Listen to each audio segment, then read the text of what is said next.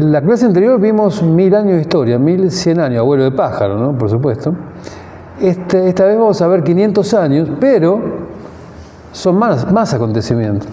Porque a medida que los siglos pasan, los acontecimientos se van juntando cada vez más. Es decir, vimos esos 1000 años desde Abraham hasta el final del reinado de Salomón. 1100 años. Si tuviéramos que mirar los últimos 1000 años de nuestra historia, por ejemplo, desde aquí para atrás 1000 años, los acontecimientos son infinitamente más grandes. Si hablamos solamente de la Iglesia, ¿no? Hablar 1000 años de la Iglesia, del año 1000 hasta acá, son muchos más acontecimientos. A medida que van pasando los siglos, los años, los acontecimientos se van juntando. Cada vez van más rápido los acontecimientos. Y hoy en día uno se da cuenta, ¿no? Uno dice, qué rápido se pasó el año, por ejemplo, ¿no? Claro, es que tantas cosas van pasando. En cambio, en esa época había menos cosas, y fíjense, cuando hablamos de los patriarcas, vivían mucho tiempo, ¿no? Algunos vivían más de 100 años, bueno, todo era más lento, ahora es todo más rápido. Bueno, así que vamos a saltear algunas cosas y vamos a mirar algunas cosas que nos puedan edificar a nosotros hoy, porque si no va a ser imposible. Bueno, habíamos visto que apenas muerto Salomón, apenas él murió, la estructura que había levantado David se vino abajo repentinamente y se dividió el imperio de David y fue reemplazado por 2 estados rivales de menor importancia. Antes estaba todo Israel unido, ahora va a haber dos reinos. Esto lo vamos a ver, esto se ve de Primera de Reyes 12 hasta el final de Segunda de Reyes, es capítulo 25. Ahí se desarrolla toda esta historia que vamos a ver hoy. Y después vamos a ver un poco más, tendríamos que ver cuando los judíos regresan del exilio. En el capítulo 25 de Segunda Crónicas, vemos cuando Judá es conquistada por los babilonios o los caldeos. Ahí finaliza la historia, el libro de historia del Antiguo Testamento. Pero después vienen Esdras, Nehemías y Esther. Esos son 3 libros que tienen que ver cuando los judíos vuelven del exilio. Lo tendríamos que ver hoy. Vamos a ver cómo nos da la historia, ¿no? Bueno, así que al norte se van a formar 10 tribus. Se van a reunir de las 12 tribus de Israel. ¿Se acuerdan? Lo vimos en el libro de los jueces. Ahora 10 tribus van a formar el reino del norte. Y 2 tribus, Judá y Benjamín, van a formar el reino del sur. Jeroboam va a ser el rey del reino del norte. Ahora vamos a ver lo que pasó. Y Roboam va a ser el rey del reino del sur. Es la tribu de Judá con la de Benjamín, pero que casi que Judá absorbió a Benjamín. Era muy chiquita la tribu de Benjamín, así que casi queda una sola, ¿no? Y se llamaron Reino del Norte, o Israel, o Efraín, también lo van a encontrar en las Escrituras, o Reino del Sur, Judá. En el Reino del Sur queda la capital, Jerusalén, y queda el templo. Y ese fue un problema que se le presentó a Jeroboam, porque Jeroboam dijo, ahora se me va a ir todo el pueblo, estaban acostumbrados a ir a adorar a Jerusalén, al templo. Entonces, ahora se me va a ir todo el pueblo a adorar a Jerusalén, se van a ir con Roboam, que quedó como rey. Roboam era hijo de Salomón, Jeroboam no. Se me van a ir todos, se van a fugar todos para el sur. Entonces, Jeroboam va a cometer un terrible error. Él se formó dos becerros de oro y le dijo a Israel, estos son tus dioses, que te sacaron de la tierra de Egipto. Y empezó una idolatría que va a seguir por 200 años en el reino del norte. Y finalmente va a caer el reino del norte en manos de los asirios, justo 200 años, hasta el 722 a.C. El historiador John Bray, que es el que escribió la historia de Israel, dice esto, que la fuente más importante para este periodo de la historia de Israel es el libro de los Reyes, que forma parte del gran cuerpo histórico que probablemente fue compuesto poco antes de la caída de Jerusalén. Esto es en el 586. El reino del norte va a caer en el 722. Y Judá, el reino del sur, va a continuar más o menos 130 años, hasta que cae en el 586. Todo esto vino por la idolatría del pueblo, ¿no? Hola, ¿qué tal? Pasen nomás. ¿Qué tal? Bienvenido. ¿Y el Efra? ¿Qué le pasó al Efra? Está cenando. Bueno. Muy bien. Bueno, ahí está, ¿no? Esto lo vamos a volver a ver después. Jeroboam fue el rey que desvió a una nación por su idolatría.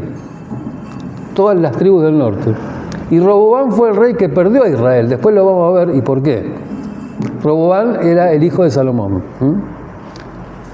Jeroboam fue alguien que se levantó en el reino de Salomón y tuvo que ir a Egipto porque él como que se levantó contra el reino y él tuvo que huir a Egipto.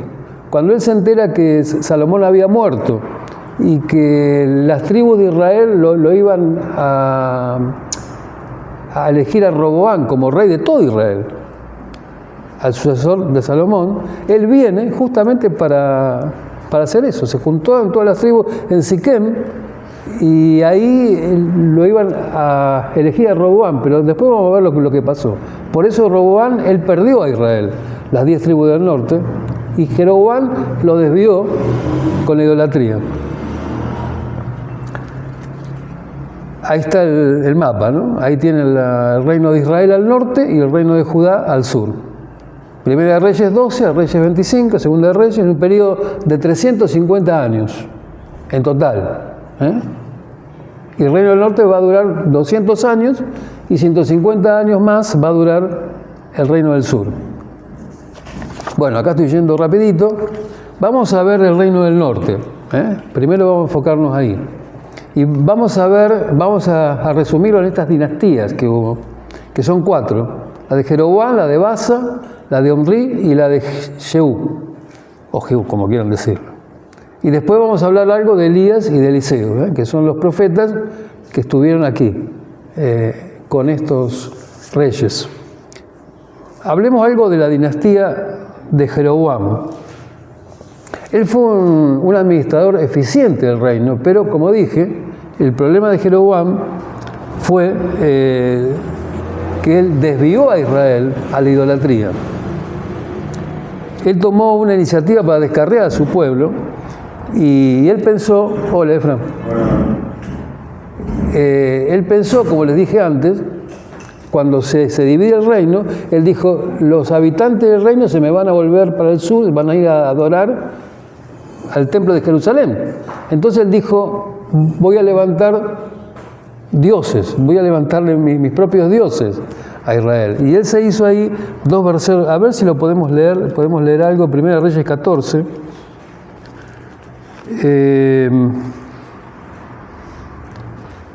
Primera de Reyes 12. A ver.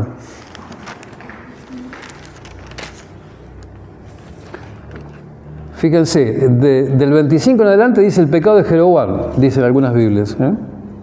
Y dijo que Jeroboam en su corazón, desde el 26, ahora se volverá el reino a la casa de David. Entonces se le presentó un problema. Y dice, en el 28 dice, hizo el rey 2 becerros de oro y dijo al pueblo, bastante habéis subido a Jerusalén, he aquí tus dioses, oh Israel, los cuales te hicieron subir de la tierra de Egipto. Todo eso para que no se le vaya al pueblo a adorar a Jerusalén. Y puso uno en Betel y el otro en Dan. Más o menos está a 150 kilómetros de una ciudad de otra. Y entonces después dice, instituyó Jeroboam fiesta solemne en el mes 8. Y fíjense lo que dice en el 33. Sacrificó pues sobre el altar que él había hecho en Betel, a los 15 días del mes 8, el mes que él había inventado de su propio corazón. Dios le había dado a Israel fiestas, con fecha, con el mes. Y acá Jeroboam se inventó un mes y el día en que se iba a rendir fiesta, homenaje, adoración a estos 2 becerros que él había hecho. Ahí empieza una idolatría del reino del norte que va a terminar con el cautiverio del reino del norte por la invasión de los asirios. Ya Dios va a empezar a advertirle por medio de los profetas, ahora lo vamos a ver. 2 profetas le advirtieron a Jeroboam para que aminorara, achicara su agresividad de propagar la idolatría. Uno era un profeta anónimo. Primera de Reyes 13, 1 al 3. ¿Lo leo yo? Dale, a ver. He aquí que un varón de Dios, por palabra de Jehová, vino a Judá, a ver él, y estando Jeroboam junto al altar para quemar incienso, aquel clamó contra el altar con palabra de Jehová y dijo: altar, altar, así ha dicho Jehová, he aquí que en la casa de David nacerá un hijo llamado Josías, el cual sacrificará sobre ti a los sacerdotes de los lugares altos que queman sobre ti incienso, y sobre ti quemarán huesos de hombres. Bueno, hasta ahí, gracias. Fíjense que habla de Josías, un rey que va a aparecer 300 años después. Y va a ser rey de Judá, no de Israel. Estamos en Israel acá, el reino del norte. Pero va a ser rey de Judá. Y él, ustedes se acordarán, fue uno de los reyes, de los mejores reyes que tuvo Judá. Él va a hacer reformas, va a limpiar de idolatría el país. Y fíjense que él dice, ¿no? Va a terminar con toda esa idolatría que empezó Jeroboam. Y más adelante dice, y aquel mismo día dio una señal diciendo, he aquí que el altar se quebrará y la ceniza que sobre él está se derramará. Y en ese mismo momento el altar que Jeroboam había hecho se quebró, se derramaron las cenizas. Y eso fue una señal de que sí iba a cumplir lo que le dijo el profeta, que no se sabe el nombre del profeta, sí iba a cumplir unos 300 años después cuando apareciera Josías. Y después hubo otro que está en el 14, en el capítulo 14, pero déjenme porque es muy largo, simplemente voy a leer algo. Tengo compasión de mí que estoy sin los anteojos. Bueno, el hijo de Jeroboam se había enfermado, él manda a su mujer a verlo a este profeta, que era el profeta Ahías, y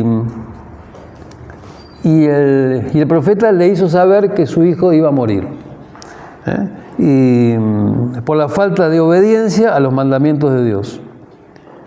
Y el profeta Ahías es el que en su momento le había hecho la profecía a Jeroboam que él se iba a quedar con las 10 tribus. A ver si lo encontramos, porque eso es importante, porque ahí es donde Dios dice que Él hizo eso. Él hizo la división del reino. Más allá de las cosas que ocurrieron, Él fue el que hizo la división del reino. Acá está el 14:8. A ver. Y Josías reino de la casa de David, y te lo entregué a ti. Y tú no has sido como David, mi siervo, que guardó mis mandamientos y anduvo en pos de mí con todo su corazón, haciendo solamente lo recto delante de mis ojos. Sí, igual no es ahí, sino que es en el 11.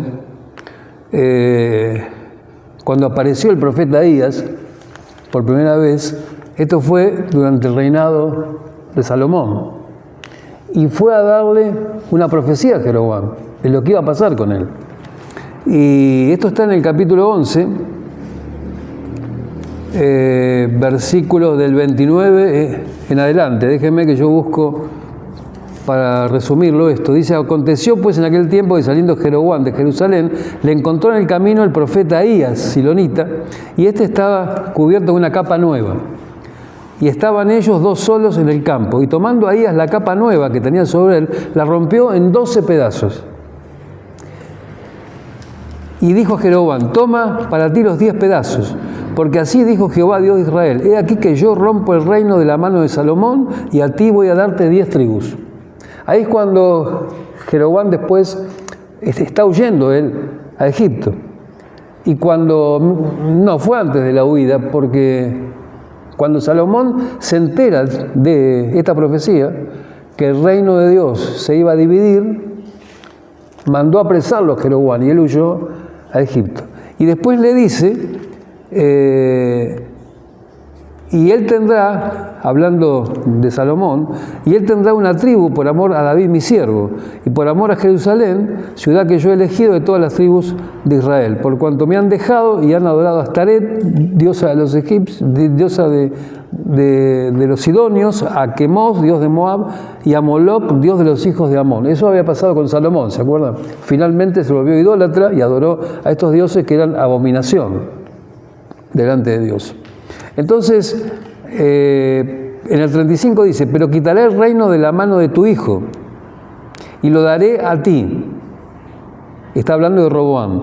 Las 10 tribus, y a su hijo daré una tribu, a Roboam, para que mi siervo David tenga lámpara todos los días delante de mí en Jerusalén. Yo pues te tomaré a ti y tú reinarás en todas las cosas que deseare tu alma y serás rey sobre Israel. Dios le dice a través del profeta que él se iba a guardar la tribu de Judá, y todos los reyes que van a venir a la tribu de Judá son descendientes de David. Todos. No pasa eso con Israel, pero sí con la tribu de Judá. Menos hay un caso de Atalía, que es una mujer que va a usurpar el trono, fue la madre del rey anterior, y ella va a usurpar el trono por un tiempo, pero esa es la única excepción. Después todos los demás son hijo de hijo de hijo de hijo, y vienen todos de David, desde descendencia de David hasta el final.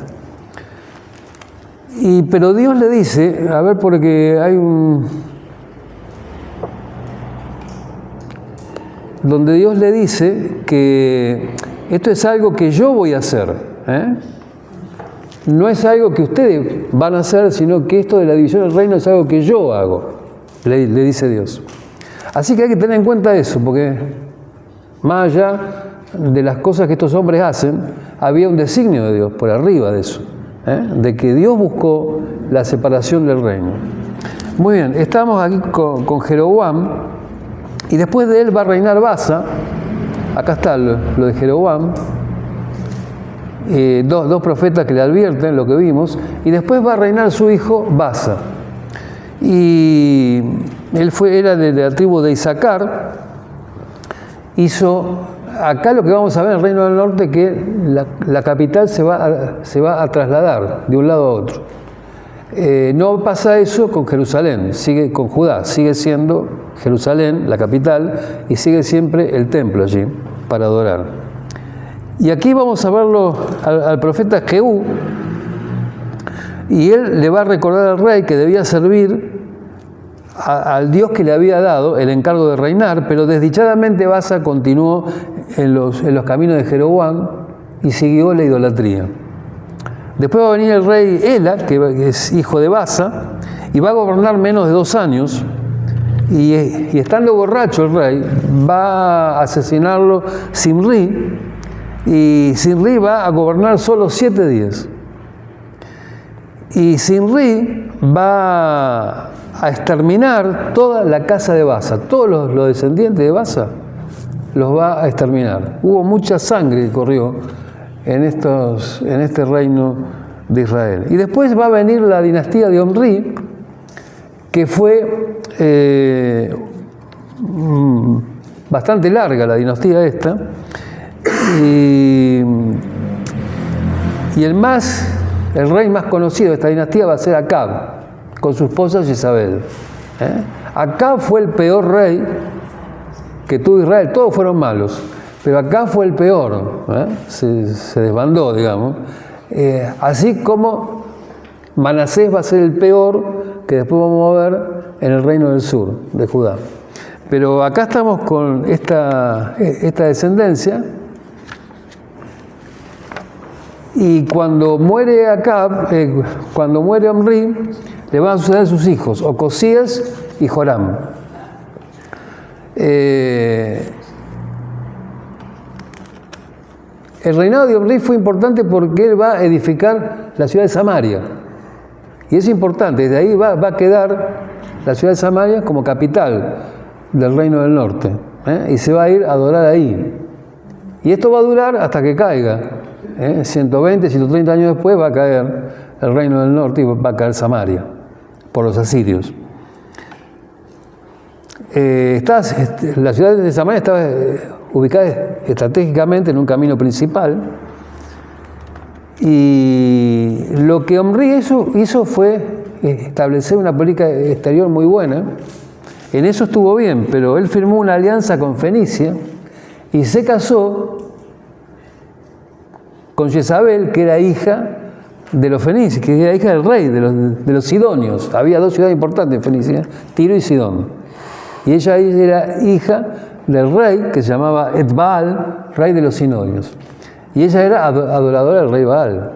Y ella trajo a 450 profetas de Baal, los trajo de ahí, y trajo a 400 de Acera. Acera era la diosa de la fertilidad, esposa de Baal. Era considerada como esposa de Baal, era la diosa de la fertilidad. Así que ella trajo 850 profetas de ese culto.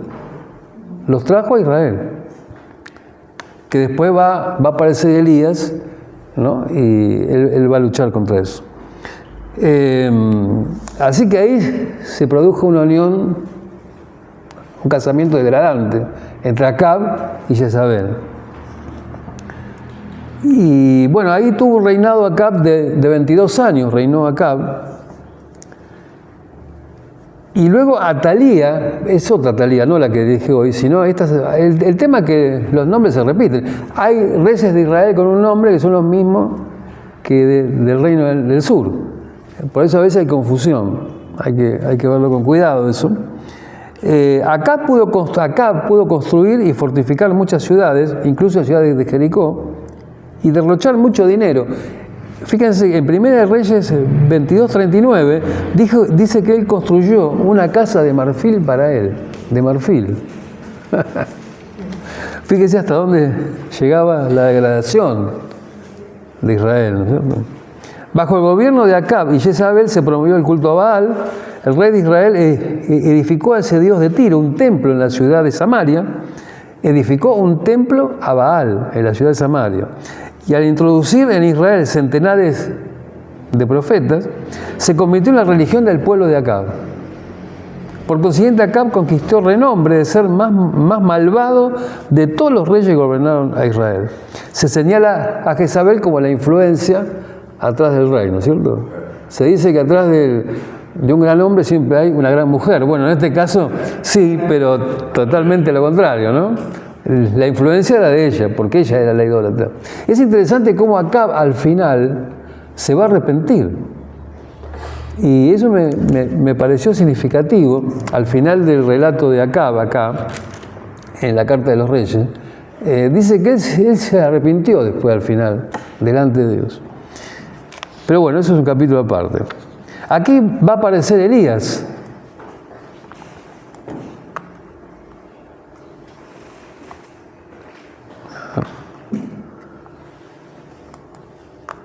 Y cuando queda mucho tiempo así. Ahí está. Bueno, en Primera de Reyes 18, ahí en realidad en el 17 va a aparecer Elías. 17:1, entonces Elías Tisbita, que era de los moradores de Galad, dijo a Acab: vive Jehová, Dios de Israel, en cuya presencia estoy, que no habrá lluvia ni rocío en estos años, sino por mi palabra. Ahí no hubo lluvia por más de 3 años. Hasta que él volvió a orar y otra vez llovió. Y en el 18 está la historia de cómo él se enfrenta a los profetas de Baal y después los elimina, ¿no? Los manda a degollar a todos, a los 450. Ustedes saben la historia, no vamos a entrar en esa ahora. Y luego Elías se retiró a la península del Sinaí, donde recibió un triple encargo, que fue ungir al rey de Siria, que se llamaba Asael, y ungir a Jehú como rey de Israel, es el que va a venir, y llamar a Eliseo como sucesor suyo. Son las tres cosas que Dios le encarga: ungir al rey de Siria, ungir a Jehú como rey de Israel, y a Eliseo, ungir a Eliseo como sucesor de él. En 2 Reyes 2:15,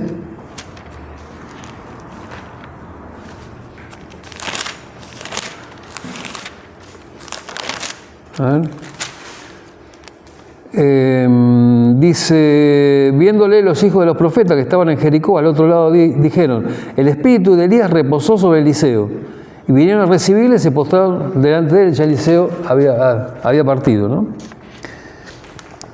Elías y Eliseo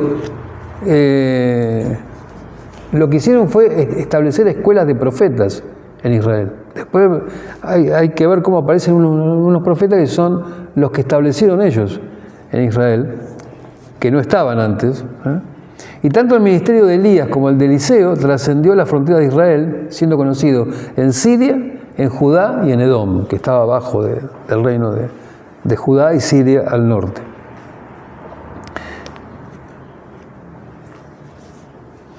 A ver, ahí está. Eliseo, que también hizo milagros. Ocosías y Joram van a seguir, son los hijos de Acab, que van a seguir con la idolatría. Toda la dinastía de Omri hizo lo malo a los ojos de Jehová. Esta es la dinastía de Omri, y todos fueron idólatras. Y aparece ahora la dinastía de Jehú, que fue la más extensa de todas. Reinaron casi un siglo.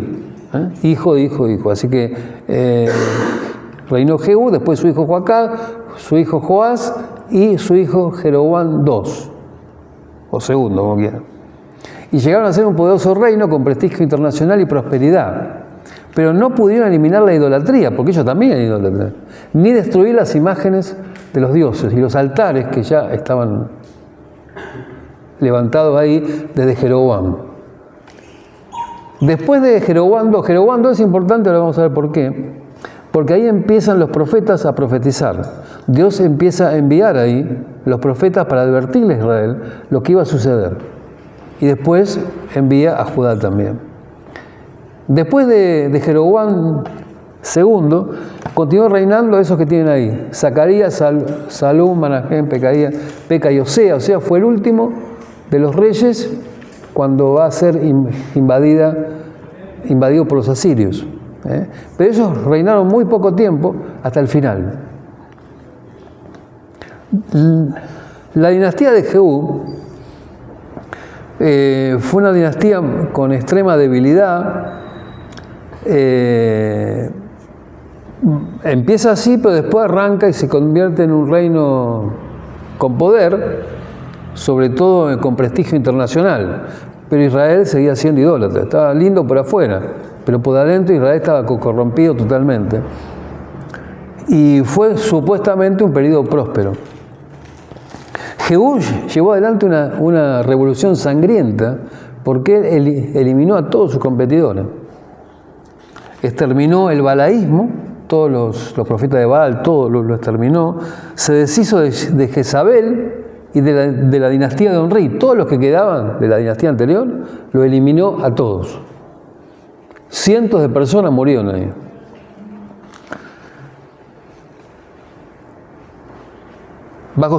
Pero lo que siguió bajo su reinado fue la idolatría. Nunca va a parar eso. Después va a venir Joacás, que es su hijo. Creo que tengo algunos, ¿no?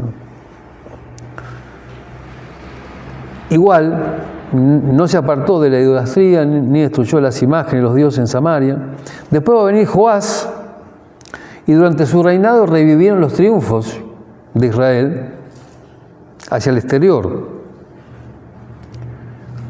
Y el ejército de Joás va a invadir Judá, el reino del sur, porque el reino del norte, el reino generalmente son rivales, van a ser rivales, pero a veces van a establecer alianzas. Y aquí lo que va a hacer Joás es invadir el reino del sur, desde Judá. Eran hermanos, eran todos israelitas, de las 12 tribus. Invadió Judá, rompió parte del muro de Jerusalén, saqueó el palacio y el templo y hasta llevó rehenes a Samaria. Fíjense. Aunque Joás intentó la muerte de Eliseo, no sirvió a Dios ni se apartó de sus caminos idólatras. Sin embargo, su reinado marcó un cambio en cuanto a las bendiciones de Israel. Y finalmente va a venir Jeroboam II. Fue un rey destacado en el reino del norte y gobernó 41 años. Fue largo el reinado de Jeroboam II. Hubo una expansión del reino bastante importante. Y ahí donde va a profetizar Jonás. Jonás, el del gran pez, Segunda de Reyes, 14:25.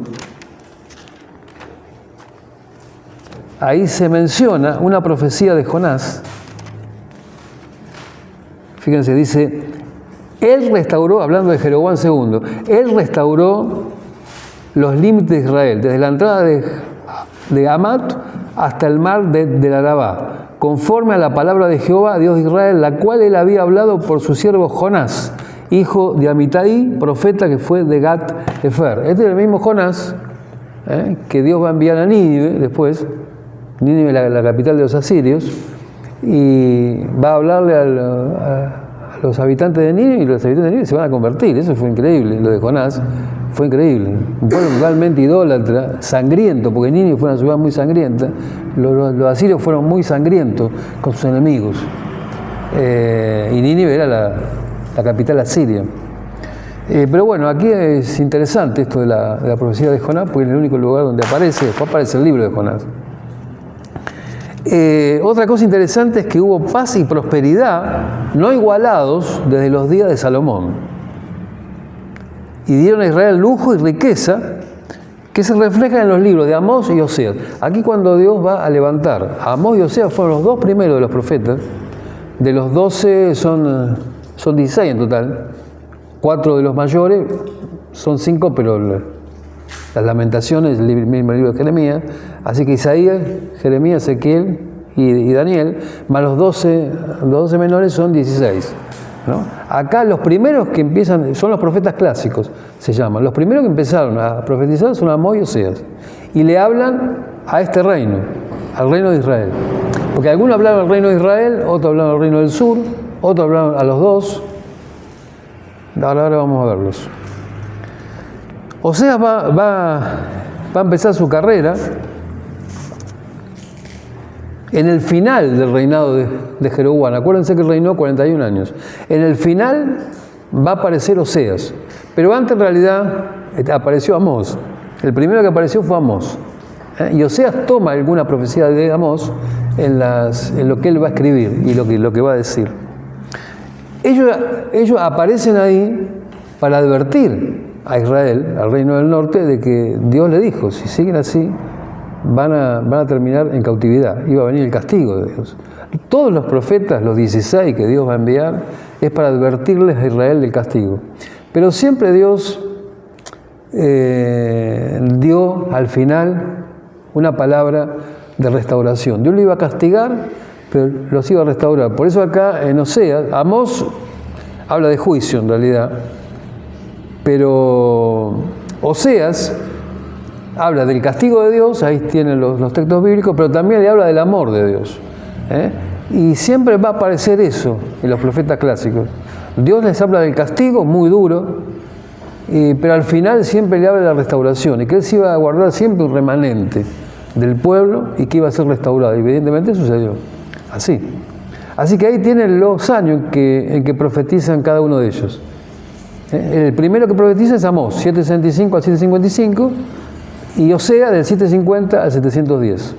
Ellos le hablan exclusivamente al reino del norte, que es Israel. Vamos a ver algo del reino del sur, de Judá. Acá nos vamos a encontrar con 20 reyes que tuvo el reino del sur. El reino del sur va a durar, desde que empieza, son 345 años. Desde que cae el reino del norte, sigue 130 años más, pero no aprendió el reino del sur. Después va a haber unas profecías de algunos de los profetas, donde le dice a Judá, habla de dos hermanas, ¿no? Israel y Judá, dos hermanas. Y la hermana del sur no aprendió lo que le pasó a la hermana del norte, que cayó. Así que ella sigue con idolatría, con desobediencia, hasta que cae también. Y aquí volvemos otra vez a Roboam, que fue el primero, ¿no? ¿Qué fue lo que pasó con Roboam? A ver, vamos a 1 Reyes 12. ¿Se acuerda que el problema de Jeroboam fue su idolatría? Pero el problema de Roboam, porque en realidad todo Israel, ellos venían, porque era el hijo de Salomón, y todos venían a que él fuera el rey. Jeroboam mismo vino y se unió. A ver si lo podemos leer.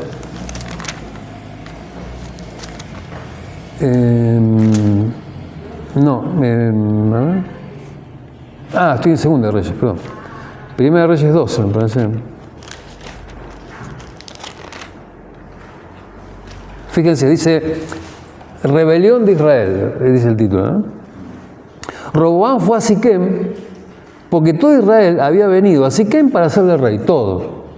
Todavía no estaba dividido el reino, a la muerte de Salomón. Y aconteció que cuando lo oyó Jeroboam, que aún estaba en Egipto, donde había huido delante del rey Salomón, y habitaba en Egipto, enviaron a llamarle. Vino pues Jeroboam y toda la congregación de Israel, y le hablaron a Roboam diciendo, tu padre agravó nuestro yugo, hablando de Salomón. Mas ahora disminuye tú algo de la dura servidumbre de tu padre, y del yugo pesado que puso sobre nosotros, y te serviremos. Todo Israel estaba ahí. Roboam, ¿qué hizo? Él fue a consultar. Al principio consultó con los ancianos dijeron, oí al pueblo lo que te dice y te va a ir bien. Y después fue a consultar a los jóvenes, los que se habían criado con él, y los jóvenes dijeron, no, dale mano dura. Y él oyó a los jóvenes en lugar de oír a los ancianos. Entonces dice, y les habló conforme al consejo de los jóvenes, diciendo, mi padre agravó vuestro yugo, pero yo añadiré a vuestro yugo. Mi padre os castigó con azotes, mas yo os castigaré con escorpiones. Mala decisión de Roboam. Ahí es cuando se divide y el reino del norte no quiso, las 10 tribus no quisieron saber nada, y se fueron cada una a sus casas, y él se queda nada más que con la tribu de Judá y con Benjamín. A ver si podemos agregar algo. Así se apartó, dice, de Israel de la casa de David hasta hoy. Y aconteció que oyendo todo Israel que Jeroboam había vuelto, enviaron a llamarle a la congregación y le hicieron rey sobre todo Israel, sin crear tribu alguna que siguiese la casa de David, sino solo la tribu de Judá. Pero esto Dios había dicho, esto lo hago yo. Eso es interesante, hay que saberlo, porque a pesar de las decisiones que uno toma, arriba de todo eso está el Señor, ¿no? Y Él ya había tomado y había dicho, cuando Ahías le dio esa profecía a Roboam, antes que pasara todo esto, y Él le dijo lo que iba a pasar. Muy bien, vamos, entonces, hay dos causas por las cuales se divide el reino. Las tribus del norte se rebelaron por los excesivos impuestos y la amenaza de otros más graves que les planteó Roboam. Y después la otra fue la apostasía y idolatría de Salomón, la apostasía, el abandono de la fe, ¿no? Y la idolatría de Salomón, que fue causa del juicio divino, ¿no? Ahí cuando Dios le dijo que le iba a dividir el reino, pero que no lo iba a hacer en su reinado, sino que lo iba a hacer después. Así que ahora vamos a ver, hablando del reino del sur, vamos a ver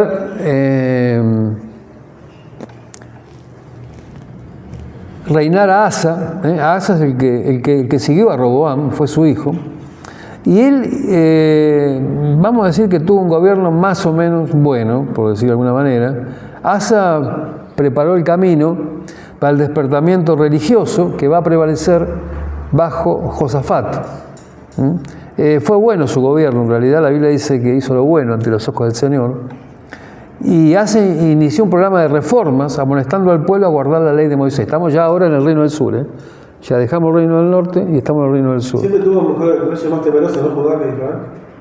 Claro, los reyes de Israel fueron bastante buenos, sobre todo algunos muy buenos, como Ezequías, como Josías, salvo el caso de Manasés, que fue el peor de los reyes, ¿no? Igualando la maldad de Acab en el reino del norte. Porque fíjense que después de Asa va a venir el reinado de Josafat, otro rey bueno que tuvo el reino del sur. 25 años de reinado fueron de los más alentadores y valiosos en la historia religiosa de Judá. Bajo un programa bien organizado, envió príncipes, sacerdotes y levitas por todo el país para enseñar la ley al pueblo.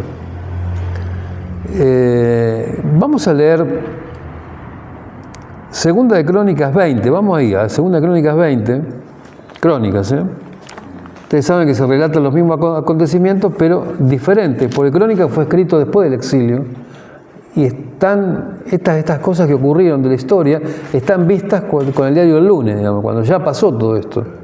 Entonces, son más espirituales en el sentido. Y Segunda de Crónicas, dije, no, es 20.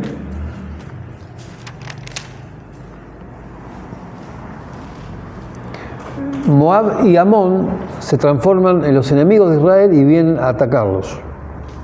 Josafat estaba como rey. A ver, el 12 dice, antes del 12, el 3, dice, entonces él tuvo temor, el rey, y Josafat humilló su rostro para consultar a Jehová. Hizo pregonar ayuno a todo Judá. Cuando se vinieron los amonitas y los moabitas, fíjense, él tuvo miedo, pero él hizo algo bueno. Él se humilló y consultó al Señor. Y en el versículo 12 dice, oh Dios nuestro, fue su oración, ¿no lo juzgarás tú? Porque en nosotros no hay fuerza contra tan grande multitud que viene contra nosotros. No sabemos qué hacer y a ti volvemos nuestros ojos. Esa fue su oración y Dios le respondió realmente. Porque fíjense lo que le dice el Señor. No temáis, en el 15, no temáis ni os amedrentéis delante de esta multitud tan grande, porque no es vuestra la guerra, sino de Dios. Mañana descenderéis contra ellos, y aquí que ellos subirán por la cuesta de Cis, y bueno, finalmente Dios va a aniquilarlos, ¿no? A ver, vamos a leer, estoy tratando de resumir, el 20 y 21,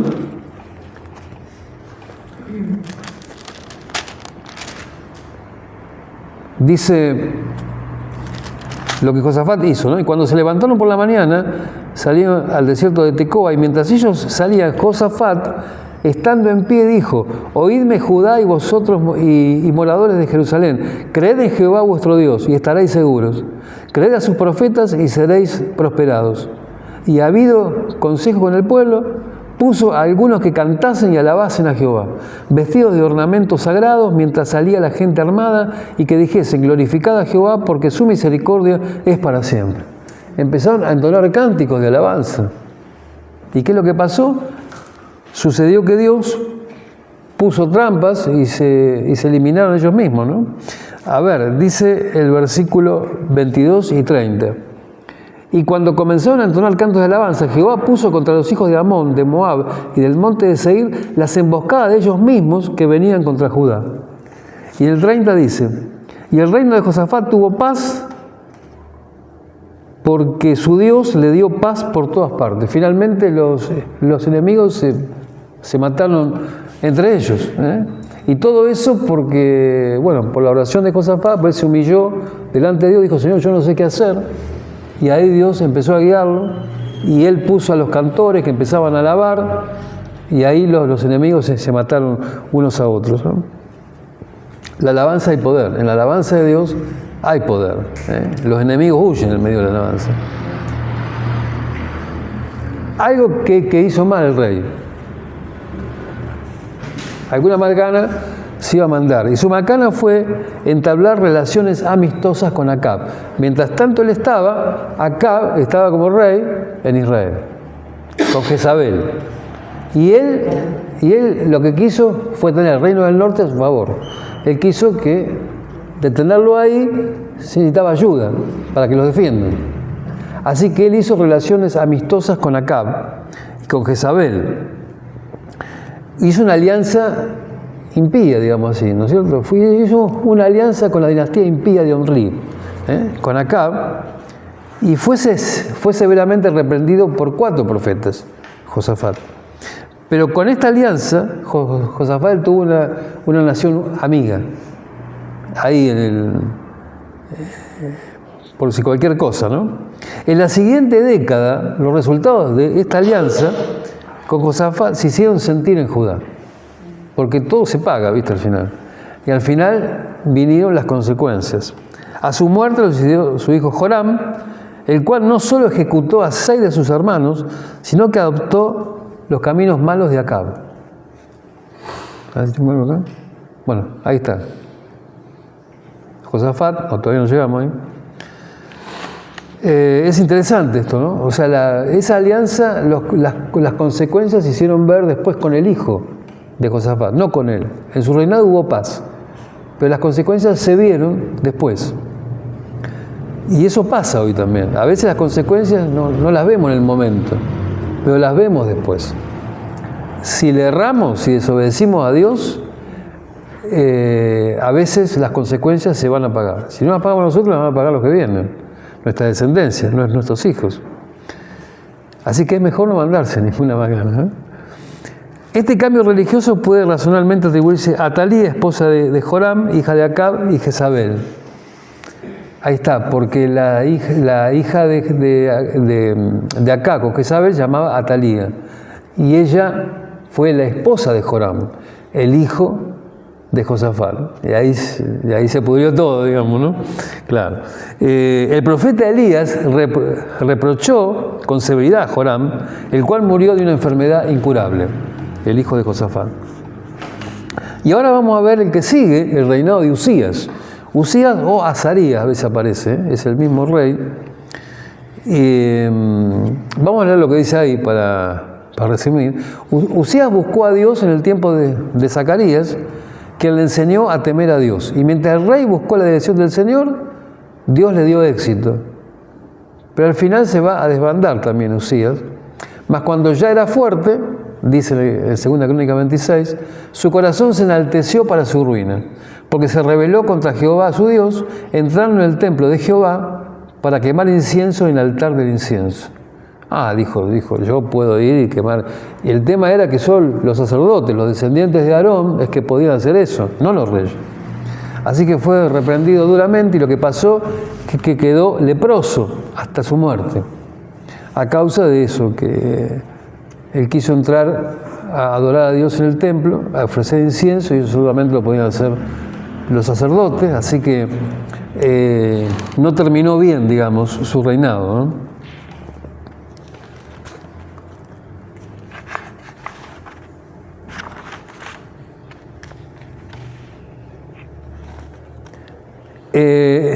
En realidad fue bastante bueno su reino.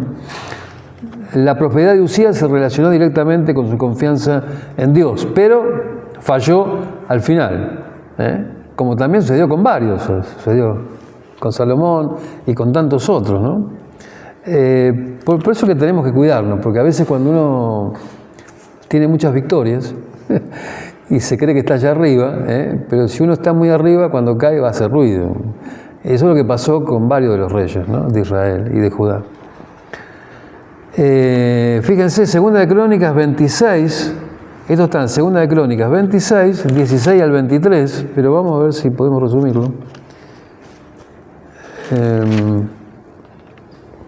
Dice, mas cuando ya era fuerte su corazón se enalteció, yo lo leímos ahí. Entonces Usías, teniendo en la mano un incensario para ofrecer incienso, se llenó de ira, y en su ira contra los sacerdotes la lepra le brotó en la frente, delante de los sacerdotes en la casa de Jehová, junto al altar del incienso. Y así va a morir, leproso. Me pareció interesante esto, ¿no? que él se llenó de ira contra los sacerdotes, que le decían, vos no podés hacer esto. Y en su ira contra los sacerdotes, la lepra le brotó en la frente. Y yo pensé en esto, ¿no? En la ira. Él se llenó de ira y le brotó la lepra. Y fue en contra de los mandatos de Dios, lo que Dios había dicho, ¿no? Solo los sacerdotes podían ofrecer ahí adentro. Me pareció interesante lo de la ira, ¿no? Se llenó de ira y ahí cuando quedó leproso. La lepra es una enfermedad que también se puede trasladar al área espiritual. La lepra nos contamina, nos hace mal, y podemos decir que cuando uno desobedece a Dios queda leproso, ¿no? Muy bien, vamos a ver la... no sé qué hora es. Bueno.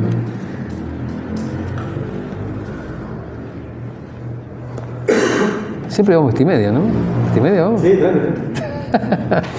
Bueno, eso que fue rápido. Segunda de Reyes 17, ahí vamos a tener la caída de Samaria a mano de los asirios. Los asirios era el imperio del momento, digamos, ¿no? Fue el primero de los grandes imperios asirios, primero el egipcio, pero después los asirios, después con la capital Nínive, después van a venir los babilonios o caldeos también, y su capital va a ser Babilonia, por eso se van a llamar babilonios o caldeos. Y después de eso van a ser conquistados por los persas, ahí cuando los israelitas van a volver del exilio, y después van a venir los griegos con Alejandro Magno y después los romanos, finalmente, ¿no? En el tiempo de Jesús. La caída de Samaria, segunda de Reyes 17,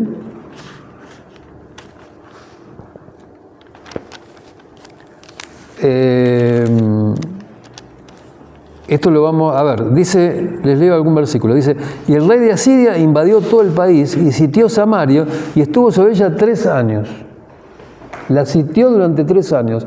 Significa que los habitantes estaban atrapados ahí, sin comida, sin bebida, por 3 años. Y después se invade, ¿no? Cuando están todos débiles ahí, eso es lo que acostumbraban a hacer los imperios. Ahí los invaden y los conquistan. Y fíjense lo que dice en el 20, a ver, en el 21, porque separó a Israel de la casa de David.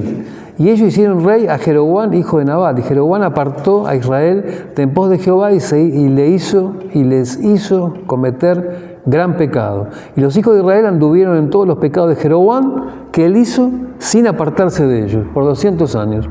Hasta que Jehová quitó a Israel de delante de su rostro, como él lo había dicho por medio de todos los profetas sus siervos. Israel fue llevado cautivo de su tierra a Siria hasta hoy. Aparte de Oseas y Amós, los que profetizan a Siria son Isaías y Miqueas. Pero ellos también van a hablar a su vez al reino del sur. Una parte de sus juicios van a ser para Israel y otra para el reino del sur. Hablemos algo de los profetas. A ver, los profetas de Israel se llaman los profetas clásicos, ¿no? Son todos los que tenemos aquí en la Biblia. Después estaban los otros profetas, ¿vieron? Que van apareciendo. Después estaban los profetas extáticos, eso lo vemos en los libros de Samuel, que eran nómades, iban de un lado a otro con cánticos, con instrumentos y daban sus profecías en forma de poesía. Andaban libres. Pero estos son los clásicos, porque son los que van a advertir. Fíjense, por 300 años Dios envió a estos profetas para advertir a Israel del castigo que venía si seguían con la desobediencia y con la idolatría. Israel no obedeció, siguió hasta que cayó. Los profetas de Israel eran los que anunciaban o proclamaban la palabra de Dios al pueblo, también los que predecían el futuro y las cosas que Dios revelaba de antemano que iban a acontecer. Ellos hablaban en contra de la hipocresía, de la injusticia, de la inmoralidad, idolatría, advirtiendo al pueblo que Dios lo castigaría si continuaban desobedeciendo. La función primordial del profeta es anunciar la palabra de Dios que ha recibido. El propósito es llamar al pueblo al arrepentimiento y la conversión a Dios y a su pacto. Todos los profetas van a hablar en Segunda de Reyes. Segunda de Reyes vamos a tener a todos los profetas ahí hablando, menos Ageo, eso lo habíamos dicho ya en algún momento, menos Ageo, Zacarías y Malaquías, que son los que van a profetizar después, más adelante, cuando Israel vuelve del exilio, de la cautividad. Creo que acá tengo un cuadrito, a ver, hay algo más. Ahí está, todos van a profetizar en el transcurso de Segunda de Reyes, que son 300 años, menos Ageo, Zacarías y Malaquías, sobre el tiempo del post-exilio. Los primeros profetizar son Amós y Oseas, ahí lo tienen, para el reino del norte, y el reinado de Jeroboam II, que duró 41 años. Desde el capítulo 18, que está el reinado de Ezequías, al 25, que está la caída de Judá, de Segunda de Reyes, van a profetizar ahí Isaías, Ezequiel, Jeremías, Nahum, Habacuc y Abdías. Esos van a profetizar para el reino del sur, pues ya había caído Samaria. Algunos profetizaron el reino del norte o el reino del sur, o ambos. A pesar de anunciar el castigo que vendría, siempre hablaron o predijeron la restauración futura de Israel, como decíamos hoy, ¿no es cierto? Ahí tienen un cuadrito cronológico, después para que lo tengan y lo miren más en detalle. Ahí están en rojo los profetas mayores y en azul los profetas menores, más o menos el tiempo en que hablaron. Y después yo les dejo esto para que también lo tengan, lo miren. Ahí tienen los profetas clásicos y a quién hablaron, ¿no? Ahí tienen a Amós, Oseas y Jonás, que también... pero el tema de Jonás, que él no habló a ninguno de los reinos. Es el único de los profetas que no habló a ninguno de los reinos, sino que él fue enviado a Nínive. Bueno, Amós y Oseas. Joel se cree, no se sabe exactamente de cuándo es la profecía de Joel. Hay teorías distintas. Ahí está ubicado 835, 796, pero también se lo ubica en otro momento. Y también a Israel van a hablar Isaías y dije hoy y Miqueas. Pero acá tienen lo de Judá, eso está abajo. Ahí están todos los que hablan a Judá, están los que hablan al reino de Israel, y después acá sigue, son los que hablan a ambos reinos, son Isaías y Miqueas. Estos se unen a Amós y a Oseas para hablar al reino del norte, y también para hablar al reino del sur. Y después están los que hablaron en la época del exilio, o mejor dicho, cuando vuelven del exilio. Abdías, que tampoco se sabe bien cuándo se escribió, se lo ubica acá, Ageo, Zacarías y Malaquías. Esos son ya cuando Israel vuelve del exilio. Y abajo tienen más o menos un orden, que es posible, de los profetas. Es difícil porque algunos no tienen fecha exacta, y algunos lo ubican en un lugar y a otros lo ubican en otro. Pero lo que importa es lo que dicen, más allá de dónde los ubicamos. Algunos sí son importantes, otros no tanto. Vamos a hablar de la última centuria, los últimos 100 años de Judá libre, antes que caiga. Entre la muerte de Ezequías y la caída final de Jerusalén bajo los babilonios, exactamente va a pasar un siglo, del 687 al 587. Muchos cambios van a sucederse aquí. Tan rápidamente sucedieron unos a otros estas etapas que un hombre como el profeta Jeremías pudo presenciarlas todas. Jeremías va a ser el que va a presenciar el sitio de Jerusalén, la caída de Jerusalén, la destrucción del templo. Él va a estar ahí. Y él también va a escribirle a los que ya estaban en cautividad. Los caldeos lo vamos a ver adelante, son 3 deportaciones que hacen. Jeremías va a escribirle a los cautivos, aquellos que ya ya fueron llevados allá a Babilonia.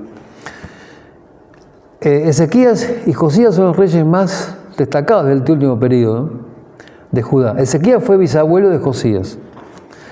Ambos reyes fueron reformadores y tomaron la iniciativa para volver su pueblo a Dios y lograron que se difiriera el juicio anunciado por los profetas en contra de Jerusalén. Fueron muy buenos reyes, pero ellos, su reforma y todo lo que hicieron no alcanzó para corregir el corazón del pueblo, que estaba desviado. El corazón del pueblo siguió desviado. Aunque limpiaron el reino de altar y todo, de ídolos, limpiaron todo, pero los ídolos estaban en el corazón de la gente. A la gente vos le podés sacar los muñequitos que tiene, pero ya su idolatría está dentro. El problema es ese, ¿no? Y ese fue el problema de Judá también. Antes de Ezequías reinó Acaz, que fue su padre. Acaz fue un rey idólatra. Hizo que él entregó a su hijo y lo hizo pasar por el fuego, porque estaban esos dioses que tenían las manos así, como Moloch o Quemos. Era una estatua de hierro, de bronce, que se prendía fuego adentro, hueca era, se prendía fuego adentro, estaban con las manos así, y ahí ponían a los chicos para sacrificarlos al dios. Bueno, él hizo eso, sacrificó a su propio hijo, lo pasó por el fuego, de acuerdo a las costumbres de los otros reinos de alrededor. Él tomó los tesoros del templo para satisfacer las exigencias del rey asirio. ¿Por qué? Porque Asiria estaba acechando a Judá. Finalmente no va a ocurrir, porque Asiria va a ser conquistada por los babilonios, los caldeos. Pero los asirios, después de conquistar el reino del norte, acecharon a Judá también, pero no alcanzaron a invadirlo. Y el poder asirio se extendió luego en Judá, pero como digo, no. Dice Isaías 8:7, vamos a ver que dice que como río los asirios van a venir contra Judá, pero no nos van a poder hacer nada. Después de acá vino Ezequías. Es interesante cómo un rey fue malo, idólatra, y sin embargo su hijo fue un rey excelente, o al revés pasó también. Como el rey fue excelente y el hijo fue malo. Acá el papá fue malo, ¿no es cierto?, totalmente idólatra, y su hijo Ezequías fue uno de los mejores reyes. En los años de su reinado, Ezequías comenzó un gran cambio en las prácticas religiosas y políticas iniciadas por su malvado padre, dándose cuenta de que el cautiverio de Israel era consecuencia del quebrantamiento del pacto. Él se dio cuenta que las tribus del norte fueron llevadas en cautividad por desobediencia. Ezequías puso su confianza en Dios al iniciar una eficaz reforma. Llamó a los levitas para reparar y purificar el templo, abrió las puertas del templo, porque el templo estaba abandonado, eliminó los ídolos, se santificaron los vasos del templo, se iniciaron los sacrificios con cantos litúrgicos, se reanudó el culto que estaba olvidado. El profeta Isaías, que es el que profetiza en esta época, advirtió al rey de Judá respecto al juicio inminente sobre Jerusalén, pero atenuó su advertencia asegurándole que disfrutaría de un periodo de paz en su reinado. El castigo iba a venir, pero mientras él estaba como rey, iba a haber paz. Se lo dijo Dios a través de Isaías. Ezequías fue un buen rey.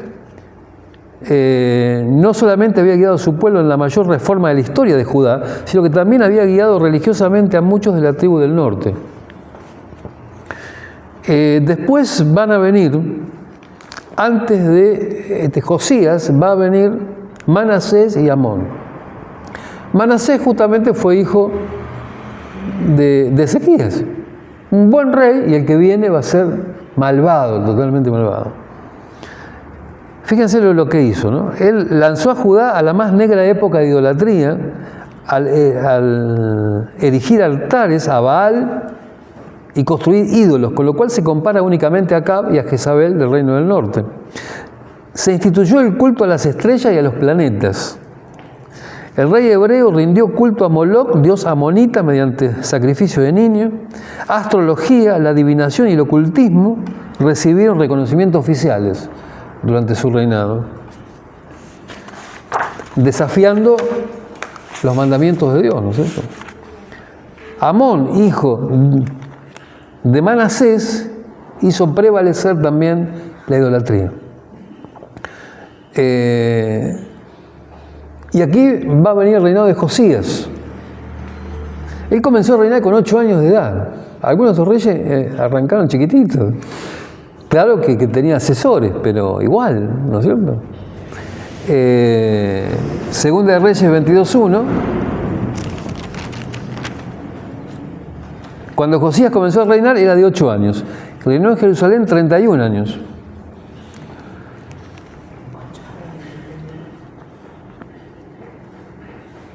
Así que ahí donde va a producirse el cambio de Asiria por los babilonios. Los babilonios los conquistan a los asirios. se produce la destrucción de Nínive, en el 612 a.C. Y acá lo que Josías va a hacer es una reforma muy grande. Esto lo vamos a ver más en Crónicas. A ver si tengo acá. Bueno, acá está Acaz, está Ezequías, Manasés y Amós, los dos reyes malvados, padre e hijo.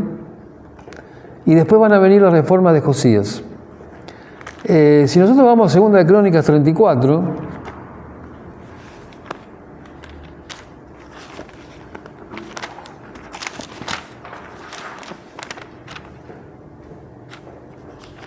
a ver, ahí van a ver, está más extenso lo de Josías que en Reyes. Se habla de las reformas de Josías, del 3 al 7, y también se habla que allí hallaron el libro de la ley de Dios, que aparentemente estaba perdido. Lo encontraron dentro del templo. Cuando limpian el templo, se encuentran con el rollo de la ley. Y entonces, cuando Josías lo lee y los sacerdotes lo leen, deciden, la ley está hablando de los 5 primeros libros, ¿no?, de Moisés. Esa es la ley. Y bueno, ellos toman la decisión de obedecer eso. Y después vamos a tener la aparición de Hulda. Hulda es una profetisa. Segunda Reyes 22, volvemos para atrás, del 16 al 20, ahí está esta historia, durante el reinado de Josías. Acá también está el hallazgo de la ley, del rollo de la ley. Fíjense que dice que Josías, cuando el rey hubo oído las palabras del libro de la ley, rasgó sus vestidos. Hoy acostumbrados a hacer eso, ¿no?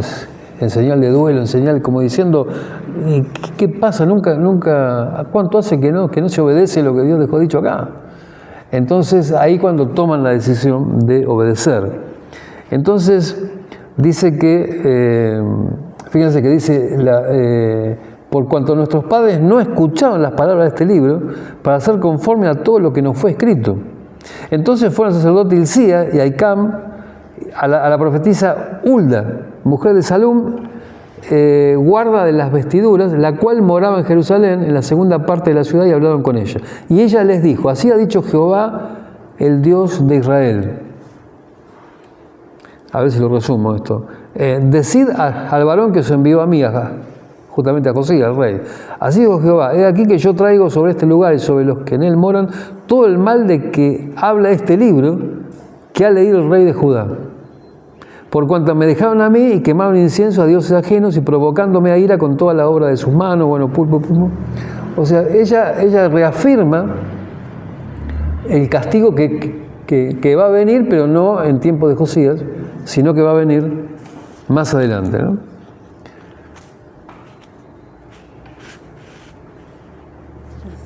Muy bien, vamos a hablar algo de Jeremías.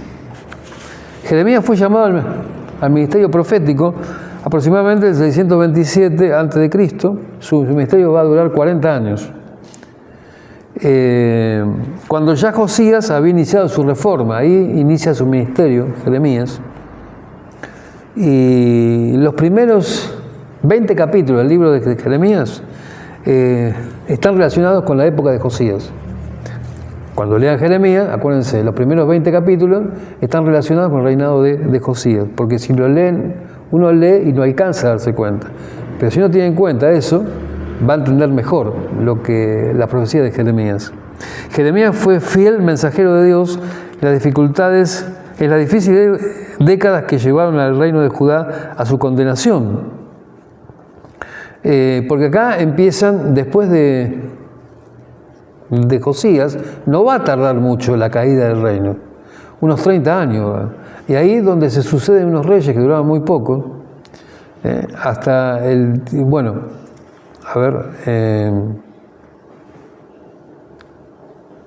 hasta que en el capítulo 25 de Segunda de Reyes encontramos la caída de Judá, de Jerusalén.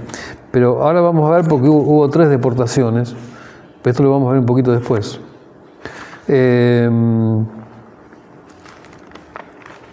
En toda la última década, Jeremías constantemente advirtió al vacilante rey, que en realidad ya no era Josías, necesitaríamos ir a Jeremías.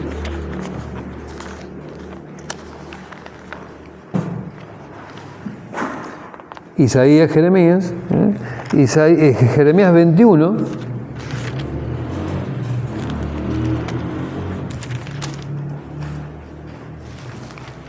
del 9 al 10 dice: el que quedare en esta ciudad, hablando de Jerusalén, morirá a espada, de hambre o de pestilencia. Mas el que saliere y se pasare a los caldeos que os tienen sitiados, vivirá, y su vida le será por despojo. Porque mi rostro he puesto contra esta ciudad para mal, y no para bien, dice Jehová. En mano del rey de Babilonia será entregada y la quemará a fuego. Bueno, dura la palabra, pero ya estaba ahí nomás Judá de ser conquistada, ¿no? Acuérdense que tuvo varios sitios Judá, igual que la ciudad de Samaria. Y ustedes piensen que Jeremías, eso lo pueden leer en las Lamentaciones de Jeremías. Él va a ver lo que pasa con el sitio de Judá. Porque los judíos estaban ahí adentro, los de Judá estaban todos ahí adentro, no podían ir a buscar alimentos, ni agua, nada.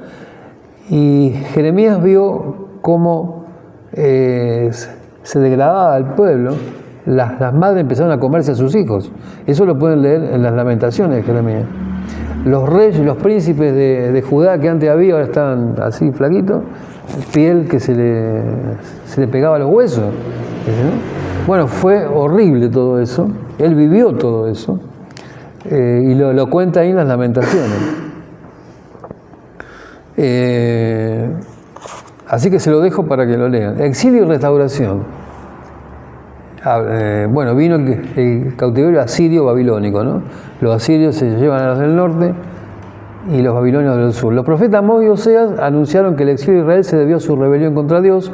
Los profetas Isaías, Miqueas, Sofonías, Jeremías, Bakú y Ezequiel proclamaron que la misma suerte esperaba a Judá.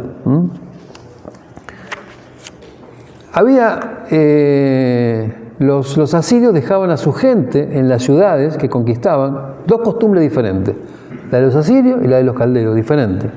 Los asirios acostumbraban, invadían un lugar, se llevaban gente, pero dejaban su propia gente ahí para que se uniera, se mezclara con la gente del lugar. Así hicieron, fíjense, a ver, había un versículo que ahora no lo voy a encontrar, pero bueno, no sé si lo tengo anotado acá. En algún lado lo había anotado, pero bueno. Dice, cuando los asirios traen del reino que ellos tenían, traen gente de distintos lugares y la dejan ahí, en el reino del norte, toda esa parte de Samaria. Y ahí empieza la historia de los samaritanos. ¿Por qué? Porque empieza a convertirse en una raza impura esa. Ya no eran todos israelitas, no eran de las tribus que habían quedado ahí, sino que ahora son los que quedaron ahí, los israelitas que quedaron ahí, de las 10 tribus, mezclados con los que trajeron los asirios. Empiezan a tener hijos ahí, empiezan a haber generaciones de samaritanos. Y es por eso que los del sur, los judíos, empiezan a decir, no, estos son impuros los del norte. Nosotros somos los puros, somos los judíos puros. De alguna manera era cierto. Los caldeos o los babilonios se llevaban a la gente a su país y la ciudad de conquistar la dejaban sin gente prácticamente. Dos costumbres diferentes. Por eso los israelitas del norte se mezclaron con los que los asirios dejaron en el territorio. Para los judíos hay una raza impura. Allí comenzó el odio entre samaritanos y judíos, que lo vamos a ver en tiempo de Jesús. ¿Se acuerdan de Juan 4:9? Es el cuento de Jesús con la mujer samaritana. ¿Cómo tú, siendo judío, me hablas a mí que soy samaritana? No se hablaban judío y samaritano. Y se acuerdan cuando Jesús va con sus discípulos y tienen que pasar por la región de Samaria, los judíos dicen, los discípulos dicen, vamos a sortear esto. No, dice Jesús, vamos a pasar por acá, ¿cómo vamos a sortear? Ni pasaban por el territorio de ellos. Muy bien. Cuando hablamos de la conquista de los caldeos a Babilonia, a Judá, hubo 3 deportaciones. Eso vamos a ver en el último capítulo, o los últimos capítulos de Segunda de Reyes. Les digo de cuándo, desde el 24 hasta el 25 están relatadas ahí las 3 deportaciones que hubo.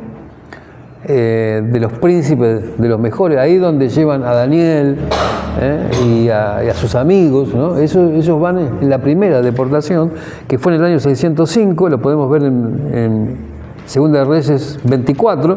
En su tiempo subió en campaña Nabucodonosor, rey de Babilonia. Joacim vino a ser su siervo por 3 años, pero luego volvió y se rebeló contra él, era el rey en ese momento. Bueno, ahí es cuando se llevan en cautividad y después, más adelante, del 14 al 16, va a ser la segunda deportación en el 598 a.C. y después finalmente va a ser la caída y destrucción del templo, que eso lo leemos acá en el capítulo 25. Aconteció a los 9 años de su reinado, el mes 10º, los 10 días del mes, que Nabucodonosor, rey de Babilonia, vino con todo su ejército contra Jerusalén y la sitió, otra vez, sitio. Y después la va a destruir, ¿no es cierto? Más adelante, en el 8 dice, en el mes 5, a los 7 días del mes, siendo el año de diciembre de Nabucodonosor, rey de Babilonia, vino a Jerusalén, Nabuzaradán, que era el capitán de la guardia, siervo del rey de Babilonia, y quemó la casa de Jehová y la casa del rey, y todas las casas de Jerusalén, y todas las casas de los príncipes, quemó a fuego. Esa fue la destrucción total de Judá, de Jerusalén. Y en el 14 dice, y llevaron también los caldeos, llevan todo lo que había en el templo. Y en el 21 dice, y el rey de Babilonia los hirió y mató, así fue llevado cautivo Judá de sobre su tierra. Esto pasó en el 586 a.C., fue la destrucción final y la cautividad, lo que quedaban. La costumbre de los caldeos era llevar gente allá para instruirlos en su ley. Algunos eran príncipes, así que estuvieron bien allá, no es que estuvieron mal, pero estaban exiliados, no estaban en su tierra.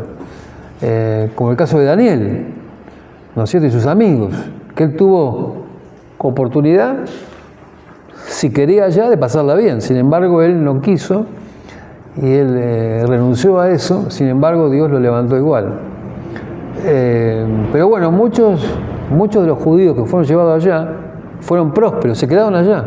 Cuando vuelven los judíos, fueron nada más que los que volvieron fueron de la tribu de Judá nada más.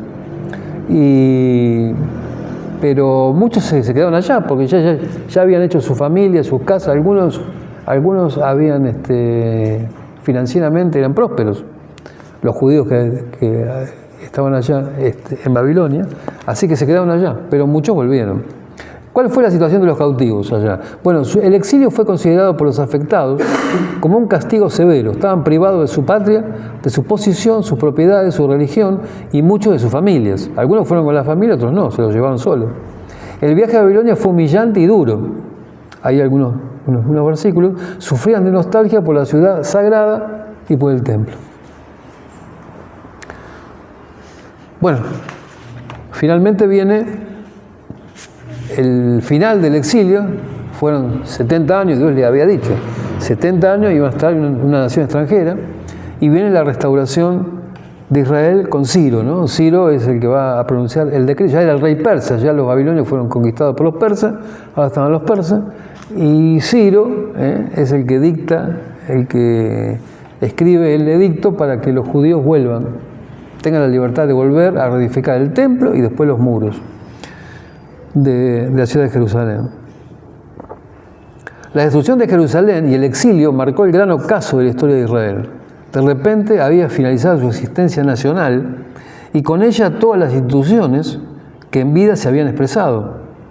Destruido el Estado y forzosamente suspendido el culto estatal, porque el culto era en el templo, ya no estaba más el templo, Israel queda como una aglomeración de individuos desarraigados y vencidos que no tenían ninguna señal externa de pueblo.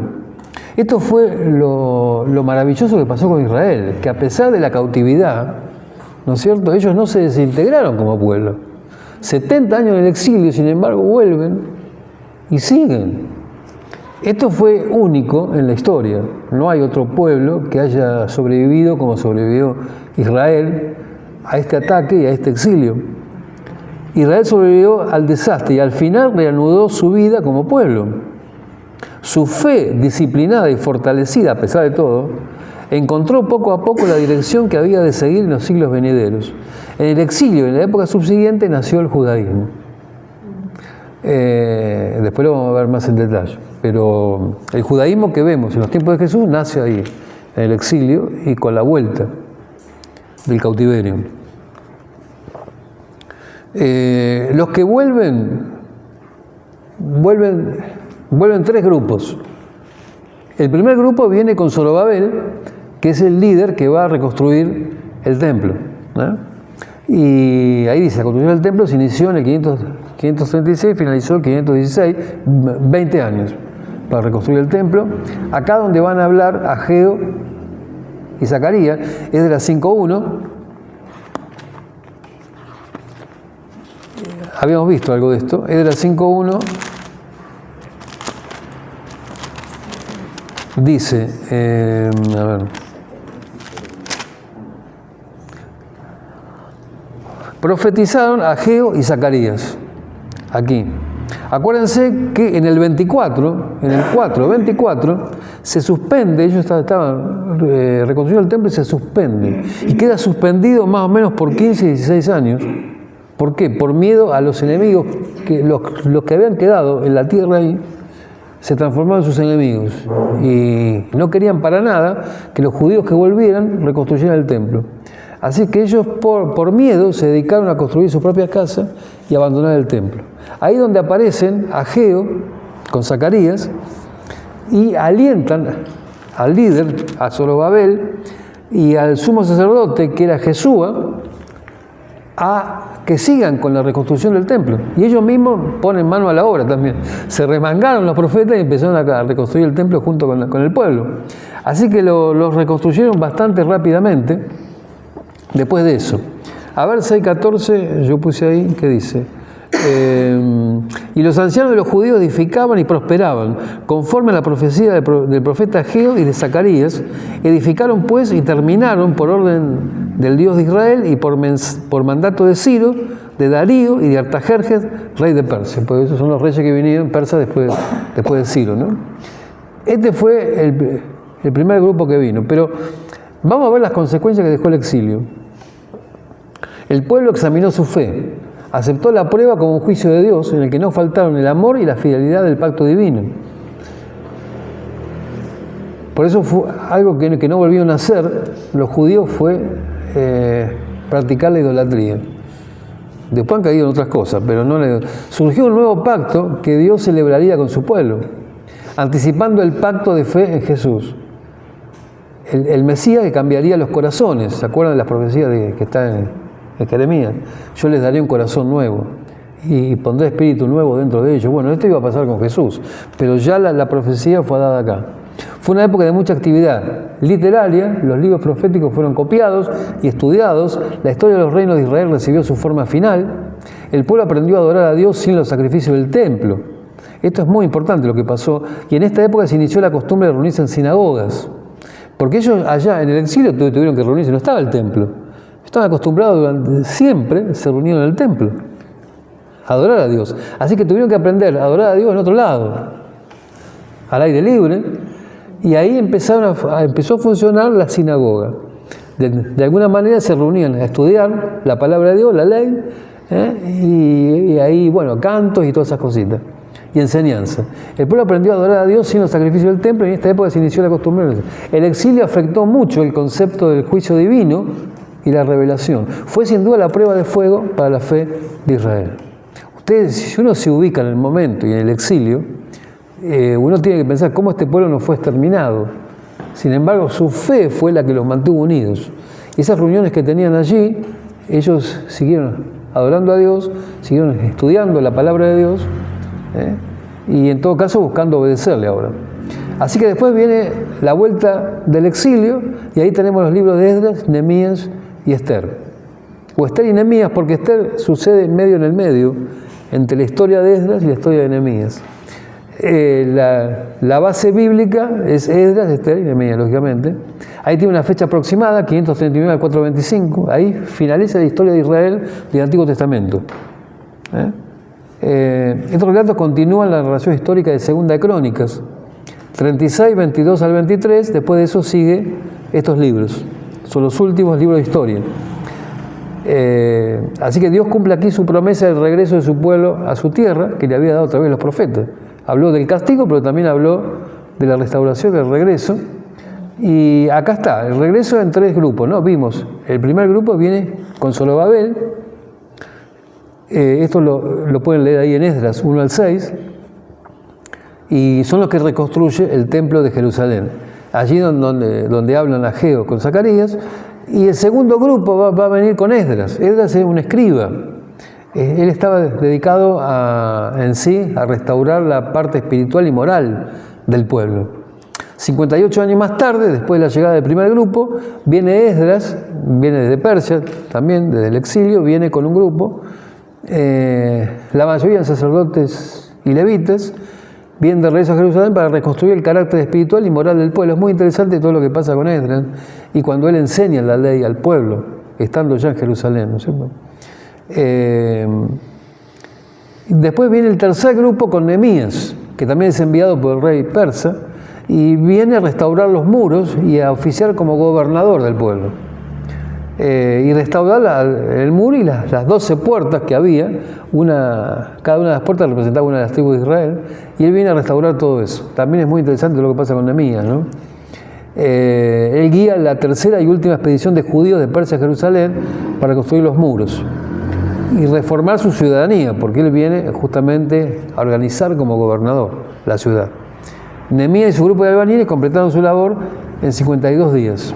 Esther es una historia que va a pasar allá en Persia y sucede un poco en el medio.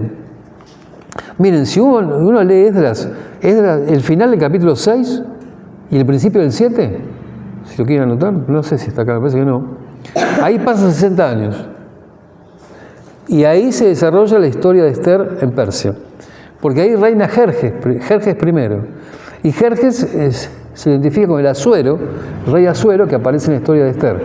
Dice el rey Asuero de Persia, pero en realidad, bueno, es el rey Jerjes primero. Y pasa acá, en la mitad en el inicio del libro de Esdras, ¿no? Entre el final del capítulo 6 y el principio del 7, ahí pasa la historia de Esther.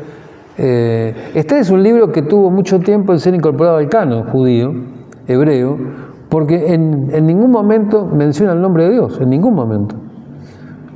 Pero si uno lee bien la historia de Esther, uno se da cuenta ahí de la dirección y la providencia de Dios.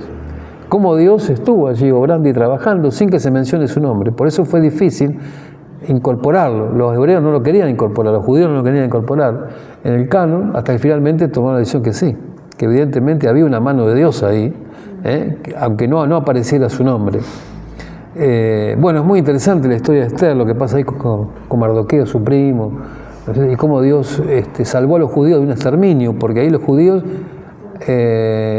Amán, que era el malvado allí de la película, que los quiso, habla de exterminio. Lo mismo que Hitler quiso hacer después, bueno, igual ya sucedió esto bastante tiempo antes de Hitler, que quisieron exterminar al pueblo de Israel. Hasta que, bueno, y finalmente Esther, ella va a ofrecerse de alguna manera para salvar a su pueblo. Ya había sido elegido reina, pero ella tenía que ir a contarle al rey lo que había pasado. Y aquel que se presentara delante del rey sin que fuera llamado, lo liquidaban, sea la reina, sea quien sea. Se presentaba en el patio del rey, ¿no es cierto? Si el rey hacía así, lo recibía, si hacía así, lo liquidaban. Y Esther se arriesgó a ir sin que el rey la hubieran llamado, aunque era reina ya. Pero ella fue, y bueno, y ahí empieza su trabajo, que había arreglado con Mardoqueo, su primo. ¿Por qué? Porque ya el rey había firmado el decreto para exterminar a los judíos el día tanto del mes tanto. Entonces ella va y ella después logra que Amán sea ahorcado en la misma horca que Amán había preparado para Mardoqueo, el primo de este. Finalmente lo ahorcan a él y finalmente el rey, cuando se entera de todo esto, él firma, porque un decreto que había firmado el rey no podía ser anulado. Así que él firmó otro decreto para que los judíos se defendieran y todo el pueblo defendía a los judíos el día que los iban a atacar, porque ese decreto lo podía anular. Bueno, finalmente ahí surge después la fiesta de Purim. De Purim, porque Pur significa suerte. Y ellos habían echado suerte para ver cuál día y cuál mes iban a exterminar a los judíos. Finalmente sucedió al revés. Los judíos fueron los que mataron un montón de gente ese día en el reino y se instituyó ese día y ese mes, los judíos lo siguen celebrando hoy, la fiesta de Purim, que se agregó al calendario de fiesta que Dios ya le había dado a Israel, ¿no es cierto? Bueno, ahí está, la fiesta de Purim. Por esto llamaron estos días Purim, por el nombre Pur, significa echar suertes. Los judíos establecieron y tomaron sobre sí, sobre su descendencia y sobre todos los allegados a ellos, que no dejarían de celebrar estos días, dijeron, según está escrito, tocante a ellos, conforme a su tiempo cada año, y que estos días serían recordados y celebrados por todas las generaciones. Bueno, interesante fue la reconstrucción del muro de Nehemías, con familias. Él puso a la familia a reconstruir el muro de Jerusalén, las 12 puertas. Y claro, él tenía a los enemigos, los que no querían la reconstrucción del muro, y estaban, dice que los puso a la familia ahí, en una mano con la pala y con la otra la espada, para defender a sus enemigos. Así fue como edificaron el muro en muy poco tiempo. En el 4:17 está eso, ¿no? Y finalmente va a venir la dedicación del muro con adoración. Nehemías 12, a ver si tengo un resumen.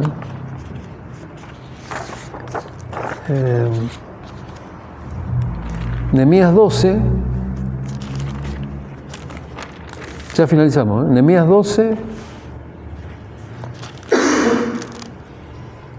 Del 47 en adelante, dice, y todo Israel en días de Zorobabel y en días de Nehemías daba alimento a los cantores y a los porteros. Estoy leyendo mal. 27 del 43, perdón. La dedicación del muro. Bueno, es muy largo, pero yo quería leerle solamente. Dice, para la dedicación del muro de Jerusalén buscaron a los levitas de todos sus lugares para traerlos a Jerusalén, para hacer la dedicación y la fiesta con alabanza, cántico. Bueno, fue una fiesta en Israel. Allí en Judá, la dedicación del muro, que estaba ya finalizado. Dice, en el 43 dice, sacrificaron aquel día numerosas víctimas y se regocijaron porque Dios los había recreado con grande contentamiento. Se alegraron también las mujeres y los niños y el alborozo de Jerusalén fue oído desde lejos. Fiesta por la dedicación del muro. Y les quería leer esto final, que es la oración de Nehemías cuando él todavía estaba en el exilio, y él pide al rey de venir a reconstruir los muros y a oficial de gobernador. El rey persa lo envía, pero él antes oró así, miren, y dije, porque ahí fue cuando vienen a avisarle a Nehemías lo que pasaba en Jerusalén, que estaba todo destruido, las puertas las quemaban a fuego, estaba todo un desastre total. Cuando él oye eso, y él dijo así, en oración, te ruego, oh Jehová, Dios de los cielos, fuerte, grande y temible, que guarda el pacto y la misericordia a los que le aman y guardan sus mandamientos. Esté ahora atento tu oído y abierto tus ojos para oír la oración de tu siervo, que hago ahora delante de ti día y noche por los hijos de Israel tus siervos, y confieso los pecados de los hijos de Israel que hemos cometido contra ti. Sí, yo y la casa de mi padre hemos pecado. En extremo nos hemos corrompido contra ti, y no hemos guardado los mandamientos, estatutos y preceptos que diste a Moisés tu siervo. Acuérdate ahora de la palabra que diste a Moisés tu siervo, diciendo, si vosotros pecareis, yo os dispersaré por los pueblos. Pero si os volviereis a mí y guardareis mis mandamientos y los pusiereis por obra, aunque vuestra dispersión fuera hasta el extremo de los cielos, de allí os recogeré y os traeré al lugar que escogí para hacer habitar allí mi nombre. Ellos pues son tu siervo y tu pueblo, los cuales redimiste con tu gran poder y con tu mano poderosa. Te ruego, oh Jehová, esté ahora atento tu oído a la oración de tu siervo y a la oración de tus siervos, quienes desean reverenciar tu nombre. Concede ahora buen éxito a tu siervo y dale gracia delante de aquel varón, porque yo servía de copero al rey. Ahí, después de esta oración, él cuando va a ir a su oficio, ir a ser el copero del rey, ustedes saben que el copero era el que probaba el vino ante el rey para ver si estaba envenenado, no era no era una cosa así nomás, ¿no? El trabajo de Nehemías, y bueno, finalmente el rey accede, ¿no? Y lo envía con todo, con alimentos, recomendaciones, de todo, le da al rey para que él vuelva a Jerusalén y haga este trabajo, ¿no? Bueno, es una oración para tenerla en cuenta, ¿no es cierto?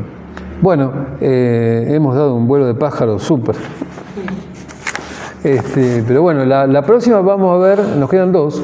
¿Dos? Sí, dos. La próxima vamos a ver el tiempo de... no me sale el nombre. Los 400 años desde Malaquías a Jesús, intertestamentario, el periodo intertestamentario donde no hubo revelación de Dios. Lo vamos a ver, es muy interesante, los 400 años, desde Malaquías hasta Jesús, o hasta que sí, hasta Jesús. Hasta Juan el Bautista sería en realidad. Bueno, y después ya vamos a ver el tiempo de Jesús, vamos a hablar de la iglesia y de los primeros tiempos. ¿Amén? ¿Listo? Bueno, quedan libres.